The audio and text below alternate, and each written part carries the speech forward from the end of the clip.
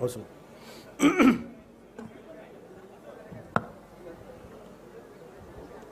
రాష్ట్ర ప్రజలందరికీ, ప్రతి ఒక్కరికి, ప్రతి పౌరులకి 79వ స్వాతంత్ర దినోత్సవ శుభాకాంక్షలు తెలియజేస్తా ఉన్నాం.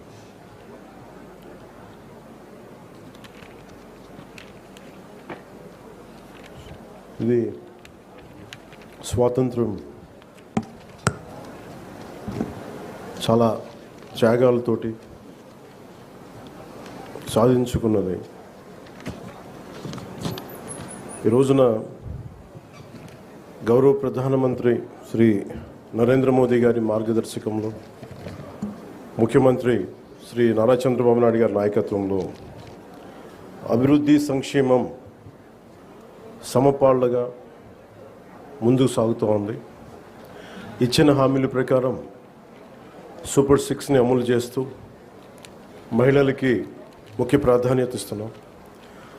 రాష్ట్రంలో తల్లికి వందనం పథకం ద్వారా ఈ ఏడాది 67.27 లక్షల తల్లులకి, మాతృమూర్తులకి 8,745 కోట్లు వారి అకౌంట్స్లో జమ చేశాం. అలాగే దీపం పథకం కింద 2 విడతల్లో 1 కోటి ఉచిత గ్యాస్ సిలిండర్లు ఇచ్చి 5 ఏళ్లలో ఏడాదికి 3 సిలిండర్ల చొప్పున 13,423 కోట్లు ఖర్చు చేయబోతున్నాం. ఈ రోజు నుండి స్త్రీ శక్తి పథకం ద్వారా ఆర్టీసీ బస్సుల్లో మహిళలకి ఉచిత ప్రయాణాన్ని ప్రారంభిస్తున్నాం. పంచాయతీరాజ్ బాధ్యతలు స్వీకరించిన వెంటనే జాతీయ పండుగల నిధులను మైనర్ పంచాయతీలకి 100 నుంచి 10,000కి, మేజర్ పంచాయతీలకి 250 నుంచి 25,000కు పెంచి సర్పంచుల ఆత్మగౌరవాన్ని కాపాడాం. గ్రామ స్వరాజ్య సాధన లక్ష్యంలో భాగంగా ఒకే రోజు 13,326 గ్రామ పంచాయతీల్లో గ్రామ సభలు నిర్వహించి ప్రపంచ రికార్డు సాధించాం. పల్లె పండుగ ద్వారా 4,000 కిలోమీటర్ల సిసి రోడ్లు, 22,500 మినీ గోకులాలు, 1,00,000 నీటి కుంటలు, 15,000 నీటి తొట్లు పూర్తి చేశాం. పంచాయతీరాజ్ ఇంజనీరింగ్ డిపార్ట్మెంట్ ద్వారా 2,000 కిలోమీటర్ల బీటీ రోడ్లు, 14 కొత్త వంతెనలు నిర్మించాం.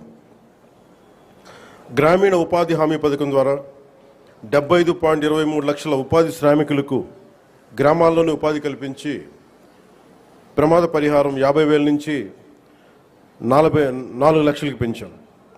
అడవి తల్లి బాట కింద కొండ ప్రాంతాల్లో 1,005 కోట్లతోటి 625 గిరిజన గ్రామాలను అనుసంధానిస్తూ 1,069 కిలోమీటర్ల రోడ్ల నిర్మాణానికి ప్రధానమంత్రి జనజాతి ఆదివాసీ న్యాయ మహా అభియాన్ కింద ఉపాధి హామీ పథకం కింద రాష్ట్ర నిధులతోటి శ్రీకారం చుట్టాం.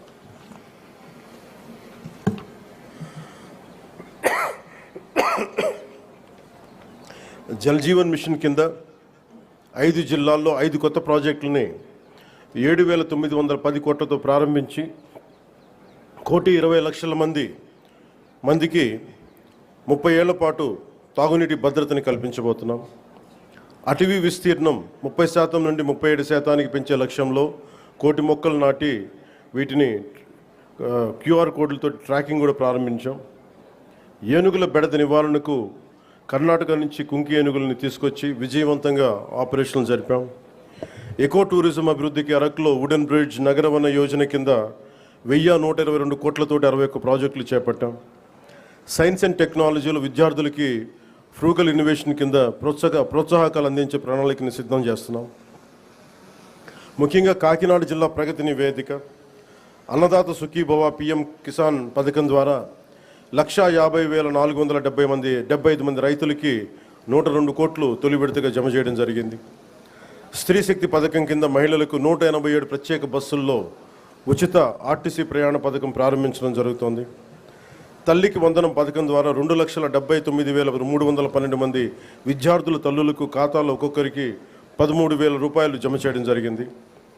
అంతర్జాతీయ యోగా దినోత్సవంలో పాల్గొన్న 5,000 మంది యోగా శిక్షకులు, 8 లక్షల ప్రజలకు అభినందనలు తెలియజేస్తున్నాం. 2,69,148 లబ్ధిదారులకు ప్రతి నెల NTR భరోసా పింఛన్ల కింద 116 కోట్లు పంపిణీ చేయడం జరుగుతుంది.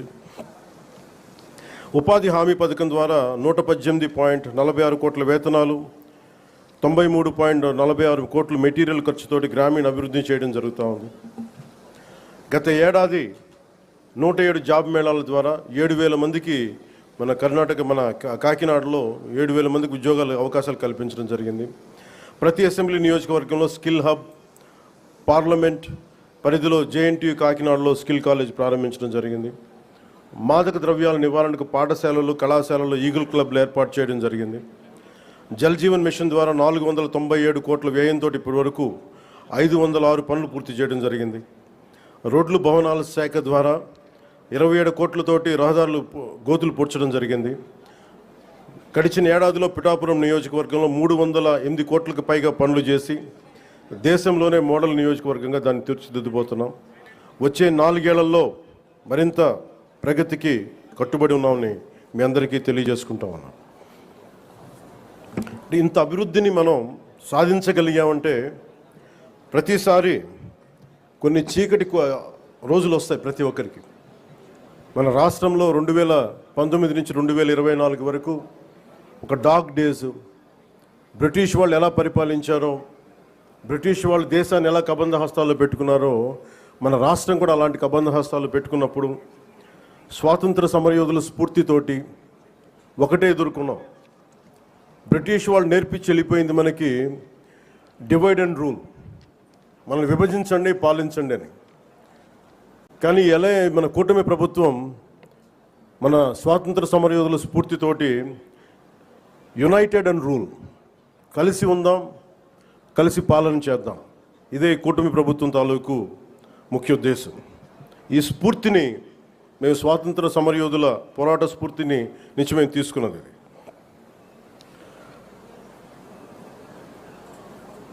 ప్రతి ఒక్కరికి, స్కూల్ పిల్లలకు కానీ పెద్దవాళ్ళకి కానీ ఆగస్టు 15న ఒక ఆనవాయితీగా కాకుండా దీన్ని మనం గుండె లోతుల నుంచి చేసుకోవాల్సిన అవసరం చాలా ఉంది.